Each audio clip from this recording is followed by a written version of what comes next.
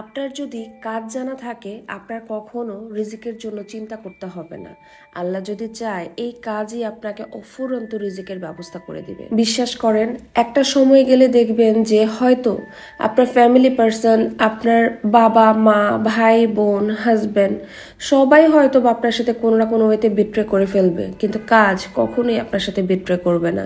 আপনি যদি অ্যামাজন বনেও থাকেন আর সেখানে যদি মানুষ থাকে কয়েকজন, সেই ক্ষেত্রেও আপনি কাজ করে খেতে পারবেন।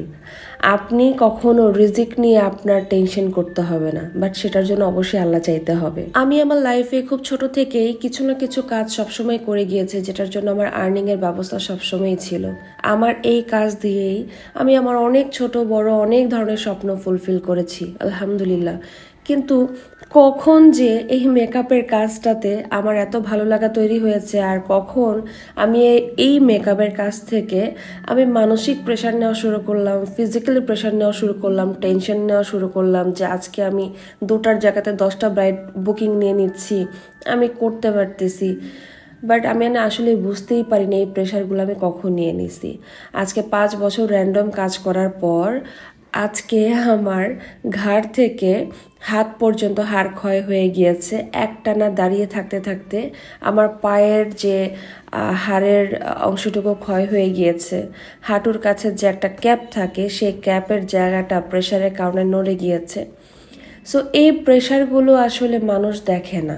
বিশেষ করে আমরা যারা মেকআপ আর্টিস্ট আছি তাদের জন্য মানুষ ইনকামটা যতটা সুন্দরভাবে দেখে, কিন্তু এই ইনকামের পেছনে যে তার মেন্টালি এবং ফিজিক্যালি স্ট্রেন কতটা ইনভেস্ট হচ্ছে সেটা কেউ দেখে না। আর টাকার কথা তো বাদই দিলাম, কত টাকা যে মেকআপ প্রোডাক্টের উপর ইনভেস্ট হয় এটা আসলে কেউই দেখে না। সো আমি সব মেকআপ আর্টিস্ট আপুদের উদ্দেশ্যে বলবো, খুব বেশি প্রেশার নিয়ে কাজ করেন কিন্তু নিজের শরীরকে রেস্ট দেন। আজকে আমি খুবই ভুক্তভোগী, আমি 2 মাস ধরে কিন্তু খুব একটা কাজ করি না, হয়তো বা এখন গিয়ে কিছু কাজ না পারতেই আমি করতেছি, আমি রেস্টে আছি। সো আপনাদেরকে বলবো আপনারা আপনাদের নিজের শরীরকে রেস্ট দিয়ে দিয়ে কাজ করবেন। বাকিটা আল্লাহ চাইলে আপনার রিজিক আগেও যেটা আসার কথা ছিল পরেও সেটাই আসবে। সো এই ছিল আমার কথা। আর আজকে আমার এই ইয়েলো ব্রাইডটাকে সাজালাম, সবাই কমেন্ট করবেন যে কেমন হয়েছে। অনেক দিন পরে এরকম একটা ভিডিও ব্লগ আপনাদের সাথে শেয়ার করলাম, আপনাদের সবার কমেন্ট আশা করছি। আর বাকিটা আমার ব্রাইডকে চলেন একটু মিউজিকের সাথে দেখে আসি।